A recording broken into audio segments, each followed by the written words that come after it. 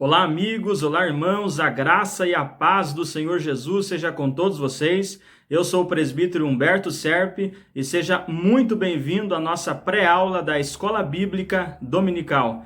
Nosso objetivo aqui é levar até você, querido professor e aluno, um subsídio sólido na Palavra de Deus sobre as temáticas da Escola Bíblica Dominical. Mas antes de irmos para a aula de hoje, eu peço a você que se inscreva no canal, deixa seu like, deixa um comentário nesse vídeo, compartilha com mais alguém. Fazendo assim, você estará me ajudando, nos ajudando a levar a palavra de Deus a um número maior de pessoas. Vamos então iniciar a nossa aula de hoje. Nossa aula de hoje é a quarta aula do segundo trimestre do ano de 2020 da Escola Bíblica Dominical. O tema dela é a iluminação espiritual do crente. O nosso texto áureo é o seguinte, diz assim: para que o Deus de nosso Senhor Jesus Cristo, o Pai da glória, vos dê em seu conhecimento o espírito de sabedoria e de revelação. Efésios capítulo 1, versículo 17. A nossa verdade prática nos diz assim: a vocação do crente inclui a herança de preciosas riquezas conferidas aos eleitos pela grandeza do poder de Deus. A nossa leitura bíblica em classe está registrada em Efésios, capítulo 1, dos versículos 15 até o 23, que diz assim: pelo que ouvindo eu também a fé que entre vós há no Senhor Jesus e o vosso amor para com todos os santos, não cesso de dar graças a Deus por vós, lembrando-me de vós nas minhas orações, para que o Deus de nosso Senhor Jesus Cristo, o Pai da glória, vos dê em seu conhecimento o espírito de sabedoria e de revelação, tendo iluminados os olhos do vosso entendimento, para que saibais qual seja a esperança da sua vocação e quais as riquezas da glória da sua herança nos santos, e qual sobre excelente grandeza do seu poder sobre nós, os que cremos, segundo a operação da força do seu poder, que manifestou em Cristo ressuscitando-o dos mortos e pondo-o à sua direita nos céus, acima de todo principado e poder e potestade e domínio e de todo nome que se nomeia, não só neste século, mas também no vindouro, e sujeitou todas as coisas aos seus pés, e sobre todas as coisas o constituiu como cabeça da igreja, que é o seu corpo, a plenitude daquele que cumpre tudo em todos. Esse é o nosso texto de hoje, é a nossa leitura bíblica em classe. Pois bem, queridos irmãos, o meu objetivo aqui não é ler a revista da Escola Bíblica Dominical, porque por certo você tem ela em mãos, você tem acesso a ela e você pode fazer a leitura você mesmo na sua casa. Mas o meu objetivo aqui é fazer um comentário sobre o texto que nos está proposto na escola dominical de hoje. Fazer um comentário sobre essa perícope, sobre essa passagem de Efésios, capítulo 1, dos versículos 15 ao 23. O meu objetivo, então, é fazer esse comentário. E eu convido você a analisar comigo esse texto. Você pode abrir na sua Bíblia ou até mesmo analisar na sua lição, que está ali a nossa leitura bíblica em classe. Nós vamos nos basear nesse texto, fazer um comentário em cima dele e analisando todo esse texto, nós estaremos assim já analisando todos os assuntos tratados na lição de hoje, sem ser necessário lermos ela ao todo, nós já estaremos comentando toda ela apenas no texto que nós temos aqui. Então vamos observar o que nos diz a palavra de Deus. O apóstolo Paulo aqui, ele inicia agradecendo a Deus. É isso que o apóstolo Paulo inicia. Paulo inicia dando graças a Deus pela vida dos crentes em Éfeso. Veja o que diz o versículo 15 e 16.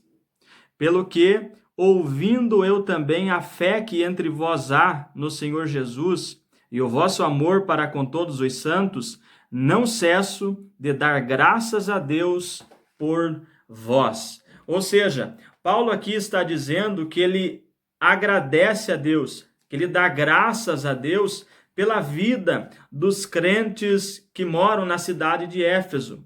E qual é a razão? Qual é o motivo que Paulo agradece a Deus pela vida deles? A razão ele nos diz no versículo 15, por quê? Por causa da fé deles no Senhor Jesus. Veja o que ele diz, versículo 15. Pelo que, ouvindo eu também a fé que entre vós há no Senhor Jesus. Ou seja, Paulo agradece a Deus por causa da fé que os crentes em Éfeso demonstravam ter no Senhor Jesus. Mais uma razão que Paulo aqui é grato a Deus pela vida dos efésios é também por causa do amor que eles tinham para com os seus irmãos. Veja o que diz no versículo 15: e o vosso amor para com todos os santos. Então essa também era uma segunda razão porque Paulo agradecia a Deus, porque Paulo dava graças a Deus pela vida dos efésios. Por quê?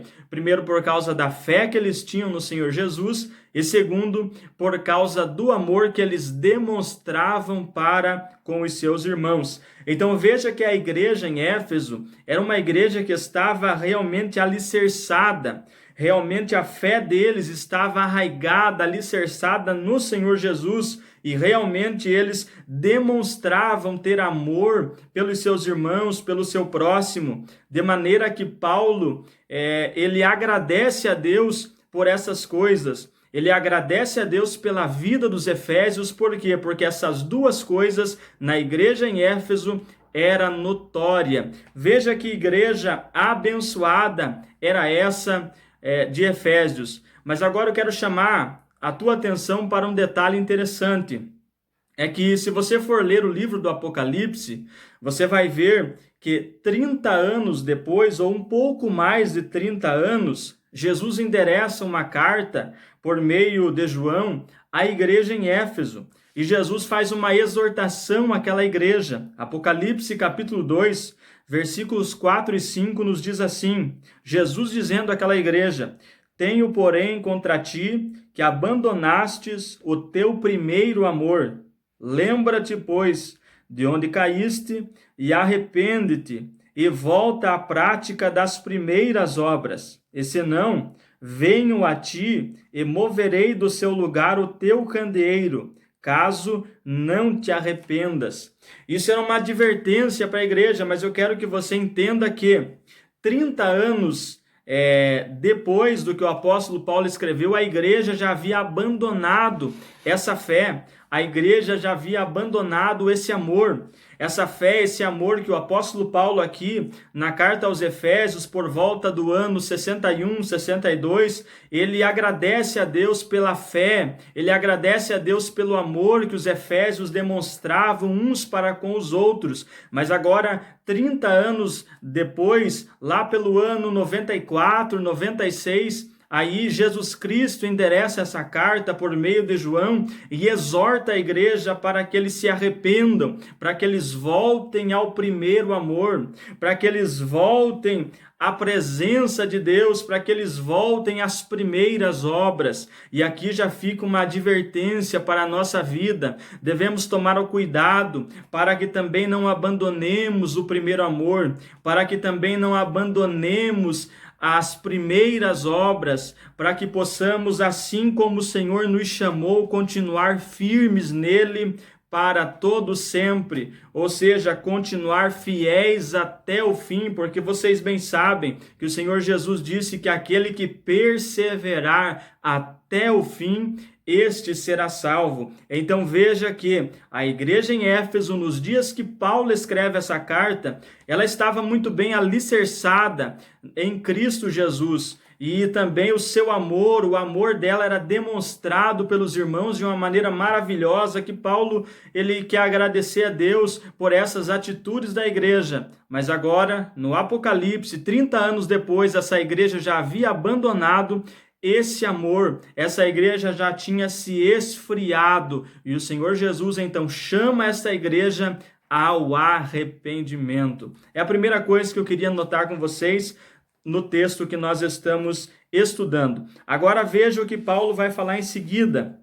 Observe comigo. Primeiro Paulo agradece a Deus pela vida dos efésios, Depois, aqui o apóstolo Paulo também vai relatar que orava pela vida dos efésios. Veja comigo, versículo de número 17. Não, o versículo 16, me perdoem. Diz assim, ele diz, não cesso de dar graças a Deus por vós, vírgula, lembrando-me de vós nas minhas orações. Paulo relata a eles aqui que ele sempre se lembrava deles nas suas orações. E Paulo vai nos dizer o que é que ele orava, por que ele orava para eles, qual era o desejo de Paulo na oração, para que Paulo orava por eles. Nós vamos ver nos versos 17, 18 e 19 qual era o objetivo do apóstolo Paulo na oração, intercedendo a Deus pela vida dos efésios.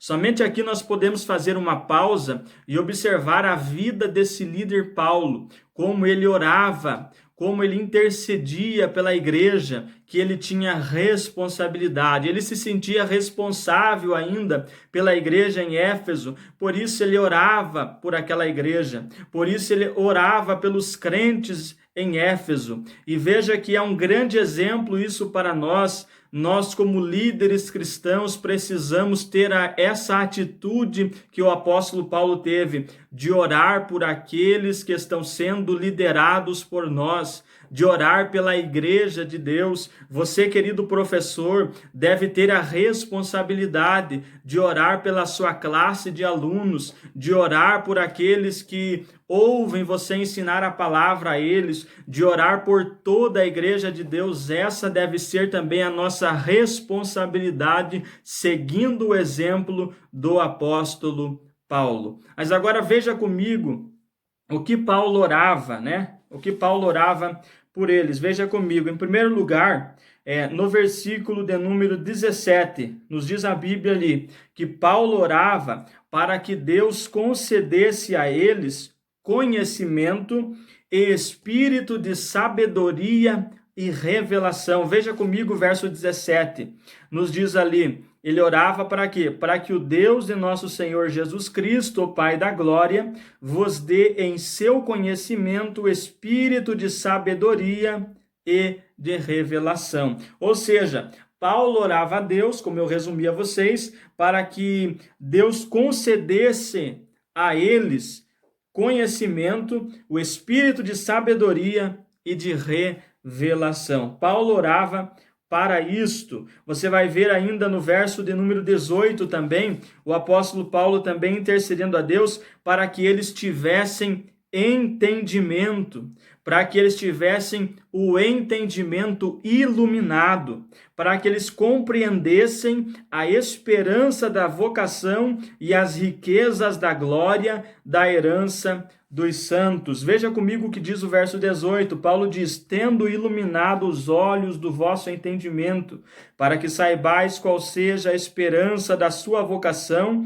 e quais as riquezas da glória da sua herança nos santos. Veja que interessante o que diz a versão, a nova tradução na linguagem de hoje, a NTLH. Veja o que ela nos diz, o verso 18. Diz assim, peço que Deus abra a mente de vocês para que sejam a luz dele e conheçam a esperança para a qual ele os chamou e também para que saibam como são as maravilhas ou as maravilhosas bênçãos que ele prometeu ao seu povo. Verso 19, ele continua dizendo, e como é grande o seu poder que age em nós, os que cremos nele. Assim diz a versão NTLH.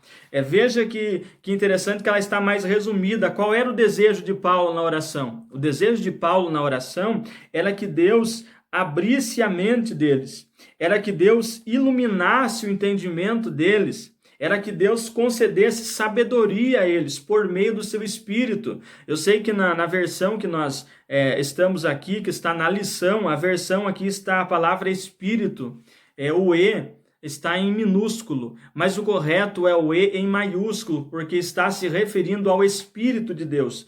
Paulo estava orando para que Deus concedesse a eles conhecimento, sabedoria, revelação por meio do seu Espírito Santo. Por que que Paulo fazia isso? Paulo fazia isso porque Paulo bem sabe, porque Paulo bem sabia que nenhum ser humano natural pode compreender as coisas espirituais. Nenhum ser humano pode compreender as obras de Deus, pode compreender as coisas naturais por si mesmo, mas nós dependemos inteiramente da ação de Deus no nosso entendimento, no nosso intelecto, na nossa mente, no nosso coração, para que nós possamos entender as maravilhas de Deus. Paulo sabia, então, que nenhum ser humano natural pode entender por si mesmo o Evangelho, nenhum ser humano pode entender por si mesmo os mistérios de Deus, e Paulo sabia que é o próprio Deus que nos concede entendimento. Para isso, vamos ver o que a Bíblia nos diz. Veja, acompanhe comigo Mateus, capítulo 16, versículos 13 ao 17. Veja o que a Bíblia nos diz. Mateus, capítulo 16. Mateus, capítulo 16, versículos 13 ao 17. Diz assim: Indo Jesus para os lados de Cesareia de Filipe, perguntou a seus discípulos: Quem diz o povo ser o Filho do Homem? E eles responderam: Uns dizem João Batista, outros Elias, e outros Jeremias ou algum dos profetas. Mas vós, continuou ele, quem dizeis que eu sou? E respondendo Simão Pedro, disse: Tu és o Cristo, o Filho do Deus vivo.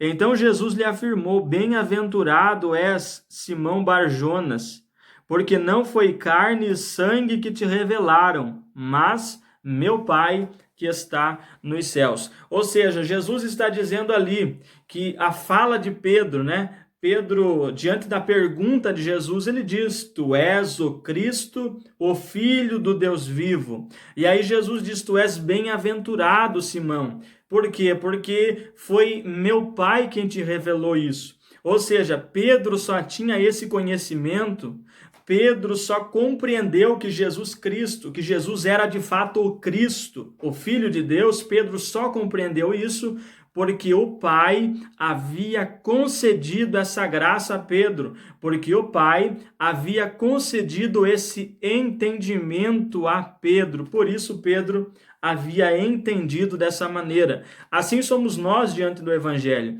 Assim somos nós diante da pessoa de Cristo. Eu tenho certeza que você já encontrou pessoas que você pode falar da palavra de Deus a ela, e ela continua na dureza do seu coração. Ela continua não entendendo nada. Ela continua ainda achando que você é louco, que a palavra de Deus é loucura, porque ela não consegue compreender. Mas ela, de si mesma, ela jamais vai conseguir compreender, mas nós dependemos inteiramente da ação do Espírito de Deus na nossa vida, na nossa mente, no nosso coração, para que possamos entender a palavra de Deus. Vamos ver mais um texto da palavra de Deus sobre isso? Primeira carta de Paulo aos Coríntios, no capítulo 2.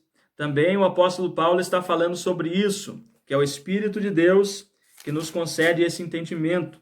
Veja comigo, primeira carta de Paulo aos Coríntios, capítulo 2, vamos ler primeiramente versículos 9 e 10, que diz assim: Mas, como está escrito, nem olhos viram, nem ouvidos ouviram, nem jamais penetrou em coração humano o que Deus tem preparado para aqueles que o amam. Esse texto já foi muito usado, para as pessoas dizendo que o que nos espera na eternidade, nem olhos viram, nem ouvidos ouviram, nem subiu ao coração do homem, é o que está preparado para nós, é coisa que nós nem imaginamos. Muitas pessoas já usaram esse texto dessa forma, mas veja a continuação do versículo, veja o versículo 10, o apóstolo Paulo vai continuar dizendo assim: Mas Deus no-lo revelou pelo Espírito, ou seja, Deus já nos revelou pelo seu Espírito. Ou seja, essas coisas que nem olhos viram, nem ouvidos ouviram, nem chegou ao coração do homem, esses mistérios a nós mesmos é impossível de compreendermos, mas Deus já nos revelou pelo seu Espírito. É somente por meio do Espírito de Deus que conseguimos realmente compreender esses mistérios. Agora veja dos versos 12 ao 14, da primeira carta aos Coríntios, capítulo 2 ainda, versos 2 ao 14, 12 ao 14, que diz assim: Ora, nós não temos recebido o Espírito do mundo, e sim o Espírito que vem de Deus, para que conheçamos o que por Deus nos foi dado gratuitamente.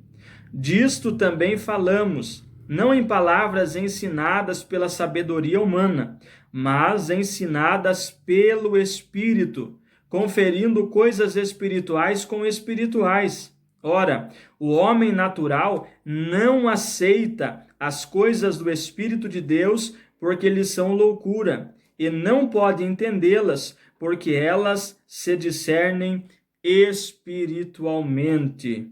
Mas veja que coisa gloriosa, Paulo está dizendo aqui que nós não recebemos um espírito do mundo, mas nós recebemos o Espírito que vem de Deus, para que conheçamos o que por Deus nos foi dado gratuitamente. Ou seja, fora do Espírito de Cristo é impossível o ser humano compreender, o ser humano aceitar, o ser humano entender o que já nos foi dado por Deus, as bênçãos espirituais concedidas a nós, concedida à igreja em Cristo Jesus. É impossível o ser humano natural compreender essas coisas, mas Deus nos deu o seu Espírito para que assim possamos compreender as suas grandezas, para que assim possamos compreender a sua obra redentora, a sua obra salvadora, a sua obra maravilhosa que realizou em Cristo Jesus e que ainda continua realizando em nós. É somente pelo Espírito de Deus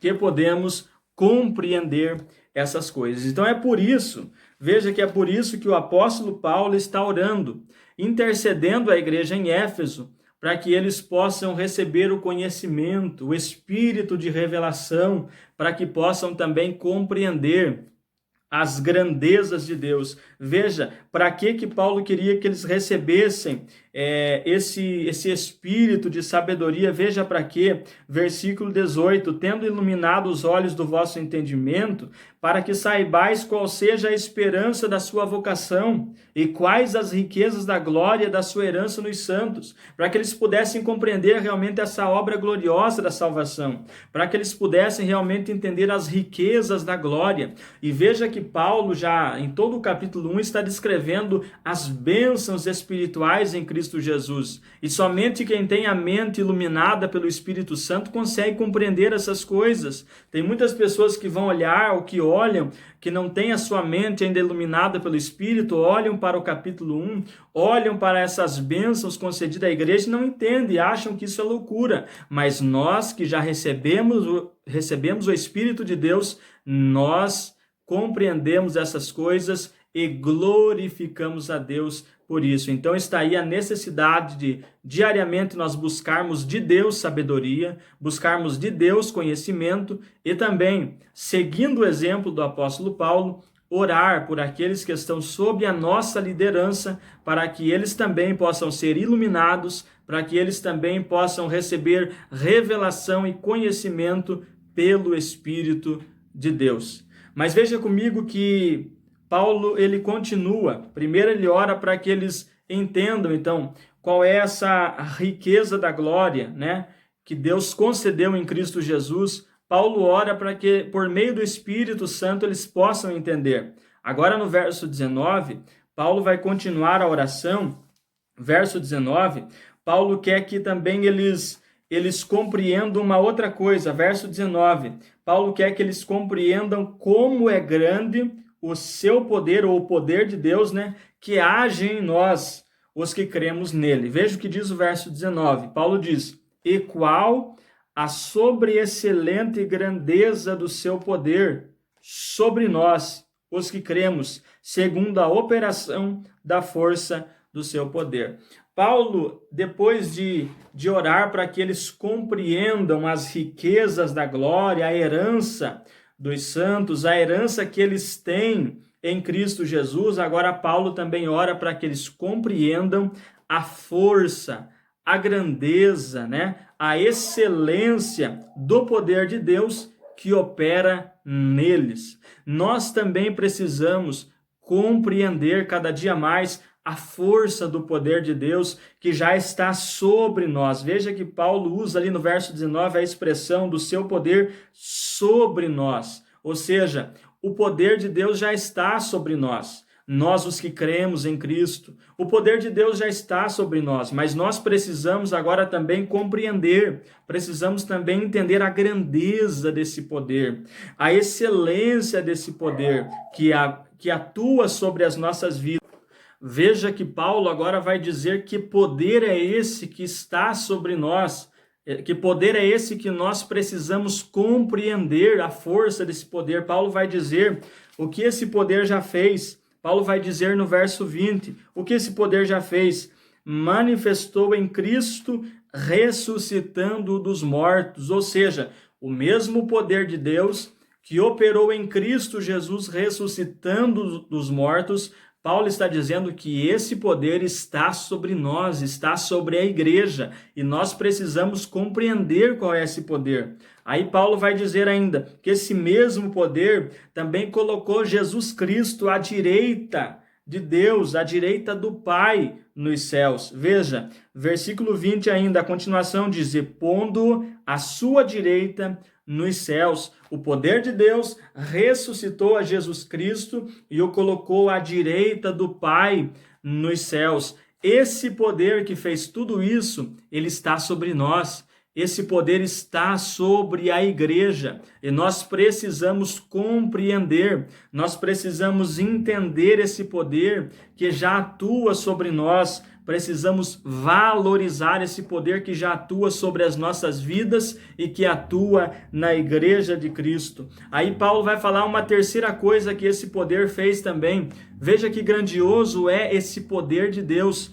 Paulo vai falar no versículo 21 o que mais esse poder fez. Esse poder também exaltou a Jesus Cristo. Veja aqui, verso 21 diz, acima de todo principado e poder e potestade e domínio e de todo nome que se nomeia, não só neste século, mas também no vindouro, e sujeitou todas as coisas aos seus pés. Esse poder ressuscitou a Jesus, o colocou à direita do Pai e também o exaltou sobre todas as coisas. Eu repito, sobre todas as coisas. Jesus Cristo, ao ter ressuscitado dentre os mortos, ele diz em seguida aos seus discípulos, todo poder me foi dado nos céus e na terra. Antes de ser assunto aos céus, ele falou isso. Ou seja, Jesus Cristo, ele tem todo o domínio, todo o poder. Como diz o verso 21, ele está acima de todo o principado, de todo o poder, de toda a potestade, de todo o domínio. O nome dele está acima de todo nome. Não só neste século, mas também no vindouro, ou seja, por toda a eternidade, Jesus Cristo foi exaltado para sempre. Veja o que ainda nos diz o apóstolo Paulo na carta aos Filipenses. Filipenses, capítulo de número 2. Veja o que nos diz. Acompanhe comigo, Filipenses, capítulo de número 2. Nós vamos ler a partir do versículo de número 5. Veja o que diz a Bíblia Sagrada. Tende em vós o mesmo sentimento que houve também em Cristo Jesus, pois ele, subsistindo em forma de Deus, não julgou como usurpação ser igual a Deus. Antes, a si mesmo se esvaziou, assumindo a forma de servo, tornando-se em semelhança de homens, reconhecido em figura humana. A si mesmo se humilhou, tornando-se obediente até a morte e morte de cruz. Veja o que diz verso 9 agora. Pelo que também Deus o exaltou sobremaneira. Ele deu o nome que está acima de todo nome, para que ao nome de Jesus se dobre todo o joelho, nos céus, na terra e debaixo da terra, e toda língua confesse que Jesus Cristo é Senhor, para a glória de Deus Pai. Então veja comigo, esse poder exaltou a Jesus Cristo. Jesus Cristo está exaltado acima de todas as coisas, acima de todo principado, acima de toda potestade. Um dia todos terão que dobrar os seus joelhos diante de Cristo Jesus e confessar que Ele é o Senhor, que somente Ele é Senhor. para a glória de Deus Pai. O nome dele foi exaltado acima de todo nome. Que doutrina maravilhosa é essa? Que palavra maravilhosa é essa? O Deus que nós servimos, Jesus Cristo, ele está exaltado acima de todas as coisas. Todo o poder lhe foi conferido nos céus e na terra. Sabe o que é isso, meus irmãos? Nós precisamos compreender que esse poder está sobre nós, que esse poder está sobre a igreja. É por isso que nós não podemos nos sentir intimidados para pregar o evangelho.